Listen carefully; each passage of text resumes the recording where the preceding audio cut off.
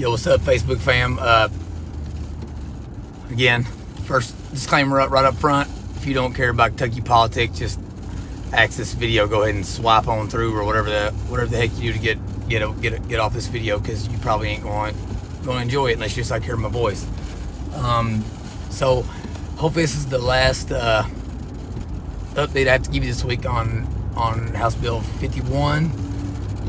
I'll tell you right now, if I'm not my normal bubbly self, it's because my head is throbbing out of my skull right now. But regardless of that, I'm in a very, very good mood. So just know that if doesn't seem myself, that's why. Didn't get very much sleep last night. So as I went to bed last night, I was going through my little spreadsheet, and I felt like I knew we had 49 for sure yes votes. All right, so I had probably like 8 or 9 toss-ups that I thought at least half of those I think may end up being very likely to be yeses. Some of them are probably still maybe leaning no, and then there's probably like 10 of them that I just have absolutely no idea about. But I had been telling myself all along that I felt like if I could personally confirm 30 votes, that I feel like I would have served my purpose here in this whole deal. But with that said, I also I'm gonna drive this thing over the finish line. So I have reached out and let the people I know that are in leadership and that type of thing, that I absolutely can't, like me and my team, and like I can't be any more certain this thing's ready to go than I am right at this moment. So got up early this morning, drove down to the Capitol, had a couple meetings today as well, and I don't know if y'all knew it or not, but they had a marathon of a session this morning, talking about another tax bill. But because of that, everybody kept coming out and taking a break, and so I probably got to talk to 20 reps this morning, and I can just tell y'all, the support around this thing is, it is through the freaking roof. All right, short of something catastrophic happening, I just cannot imagine how this thing doesn't get through now. I'll be 5 weeks ago when we started this journey, I don't know if there was anybody that even knew it was Bill besides the Bill sponsors. There was I think 5 of them. Now they got 24. So we got 24 sponsors on there, and little old me has no connections, no pull, no sway, no money, just a normal old nobody. Hillbilly here knows for a fact that we have 49 votes. And I know that they know that. So yeah, I still think we need to. It's time to start to continue bombarding people with them with emails. Especially leadership. Keep letting them know that you support this thing, that you want it to go to the finish line, that you're not willing to just be okay with mask option or whatever, with a chance of going back, because it's not the only thing about this deal. Like I said, the Amendment 10 broadens the scope out to where we can know that we don't have to worry about things being imposed on our children regarding COVID-19 and and whatever variants thereof, or whatever the terminology is. So keep letting them know that. I will say this: I stuck around afterwards, because I probably talked to 20 other reps when they were walking out of session, and said I'm kind of like the house hillbilly or the resident redneck there, whatever how you want to call it. I know all the cops in there. I know the people in the cafeteria.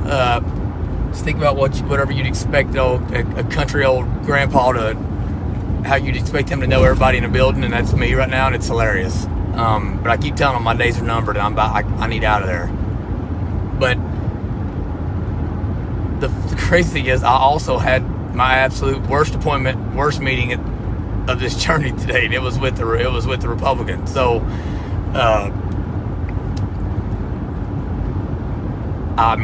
This dude was a Marine, and he's a conservative, or whatever you want to call it.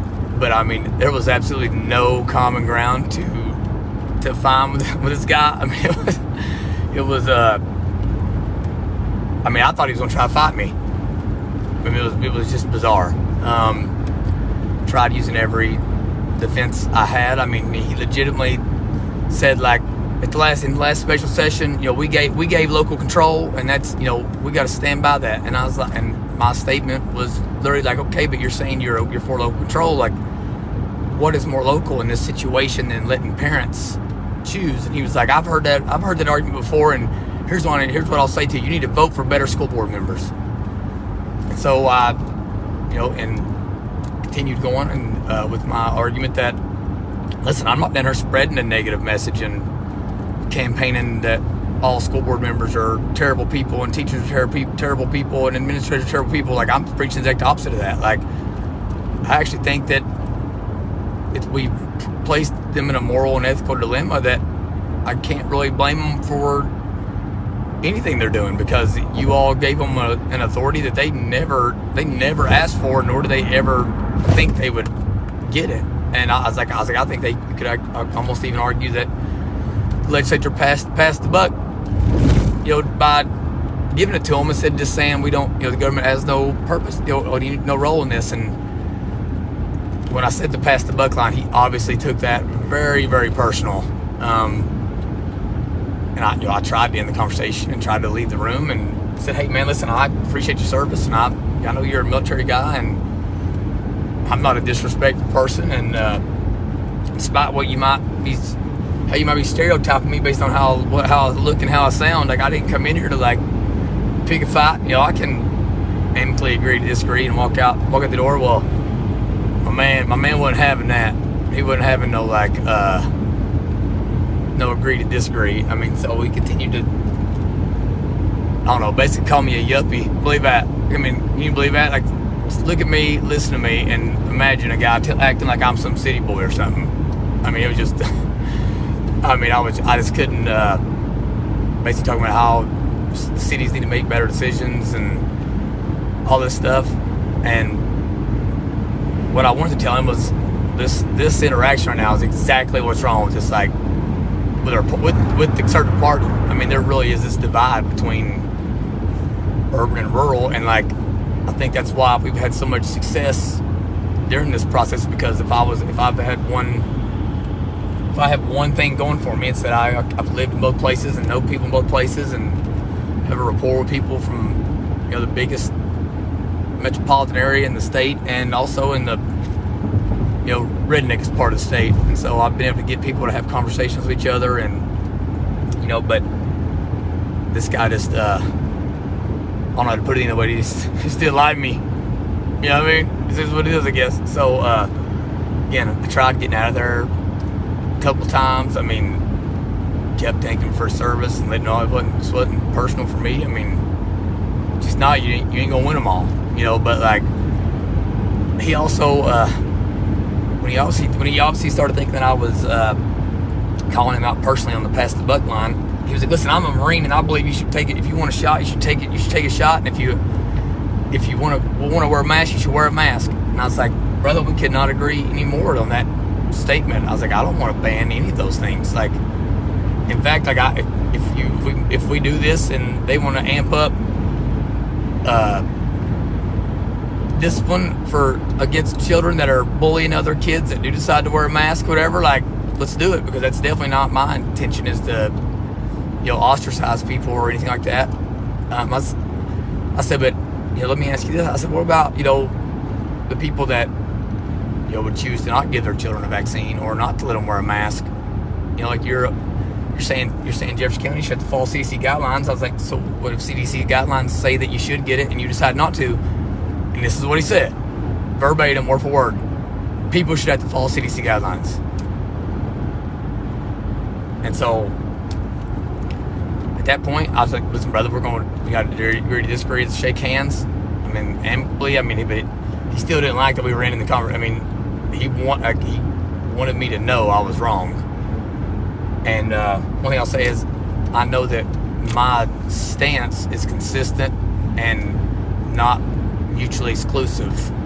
My opinions and things aren't. So he did not see how sane people should be able to make that choice, but people should also be required to follow guidance from an unelected government agency. He really did not see the contradiction there.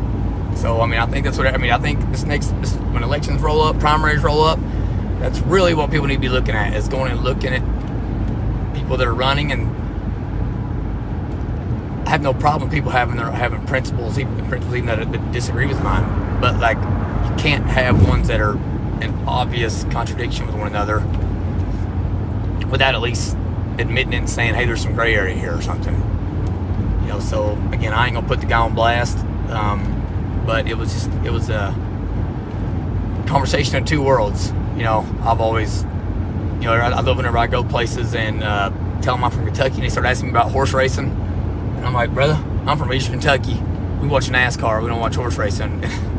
That's kind of what those were the two worlds we were talking about there. And I don't know, even though he may have thought I had no respect for him, I had nothing but respect for him. And anybody that serves our military, like, I ain't that ballsy.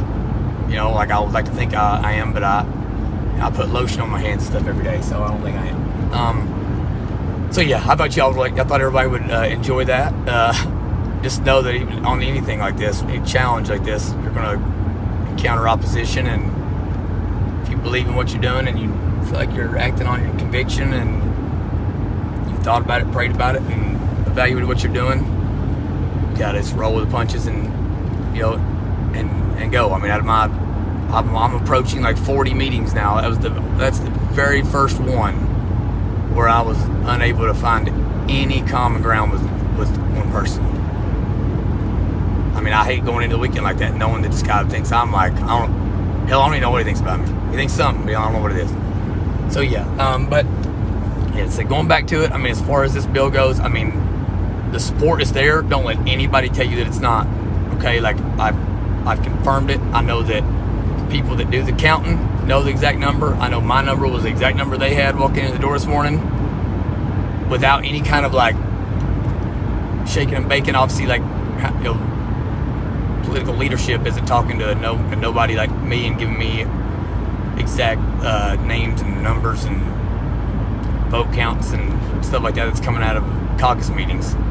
So the fact our number was the exact same tells me I know I have a pulse on this thing. And then I know for a fact we got two more certain votes while I was there, so it's 51. We got at least 10 other ones that I think could possibly go our way, and then we got 10 I know nothing about. There's no way they're all no's. So I mean, they're just there. We're at that point. I've been saying all along that, I mean, I told leadership before 2 weeks ago that I didn't think it was ready, and like, the people around me were mad about that. And I know that at the time, even people that trust me probably would have been very pissed off to know that I said that. But I knew that the conversation it hadn't went in the right direction yet. And like I just said, I don't want this to be like a small-minded, narrowly focused deal. I mean, I really want people to understand the concept, and that this isn't a hateful bill. It isn't a mean-spirited bill. This is a bill that's trying to like let people move forward and let like our wonderful teachers teach, and let our the principals that have gotten put in there, let them be principals, that are superintendents, let them superintendent, whatever that means. You know what I mean? Let school boards, if we have bad school boards, that is on us. We did vote these people in, but we didn't vote them in for what they're being told to do right now. We vote them in for making decisions around our educational system. So let's at least free them to go back and make bad decisions about the educational system. That's my argument. And so once this is all said and done, I mean, I do have thoughts about who I think is, these people are getting primaried and all that. I mean, I absolutely have opinions on who is like really like concerned about the little man and the working men and women of the state. Some that I don't think are, but I still think they're good people, and they love their community and love their family, and you don't have to hate everybody that disagrees with you politically, and nor do I think I have all the answers, because I'm an idiot. All right. So yeah, but again, I just think this bill does something. It does so much. It sets the foundation for a path forward. We just have so many more things we can do from there. I mean, there's nothing more like parentally empowering and parental choice focused than saying, when it comes to these medical decisions, at least around this virus, it's the parents, individual parents know what's best for their children. So yeah, I mean, it sets the foundation for all kinds of stuff going forward. I don't think we can do any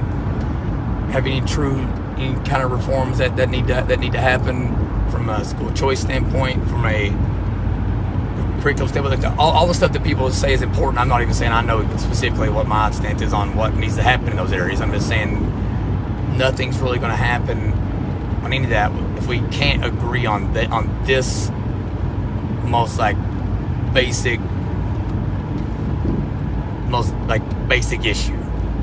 I mean, in Jefferson County, we pay $70,000 a year per kid for them to go to public school, depending on how you divide out the numbers. These people ain't never going to give you $70,000 to take your kid wherever they want to go to school if they can't tell you that you have the right to tell your kid whether to wear a damn mask or not. We just call a spade a spade. It's never going to happen. So either get behind this thing and push it over the finish line, or the rest of it, or just talk going forward. So I think the American people are all, we're drawing lines in the sand and figuring out who believes what, and all that. And I think that we got a lot of good people, a lot of hardworking people that didn't have access to this system even 10 years ago. I mean, listen, I would have never been in this situation 10 years ago. Being a poor Southeast Kentucky boy, my mommy worked hard, my stepdaddy worked hard in the coal mines. I would have never had access into this Capitol, into these rooms 10 years ago. But stuff has changed, and I certainly think the Republican Party's headed in a direction where real people, the way I explain it when I'm going to Republican Party meetings, this ain't the country club Republican Party anymore. And if that's what it's going to be going forward, then consider me a Trumpocrat or something. You know what I mean? Consider because I believe in doing right by people, and don't just think we get the government out of the way and just don't worry about giving people a fair shot at the American dream and all that. So all right, but I'm rambling now. I'm gonna get off her. My head's pounding. I'm getting blew up by my old lady. All four of my kids, they ain't saw me in 5 weeks, so I'm gonna go home and give them some hugs and kisses, and try to check out for the weekend, because I'll be honest, I don't think there's anything else that I could personally do to move this thing forward anymore. We just got to keep emailing them over the weekend, encouraging our reps to do the right thing.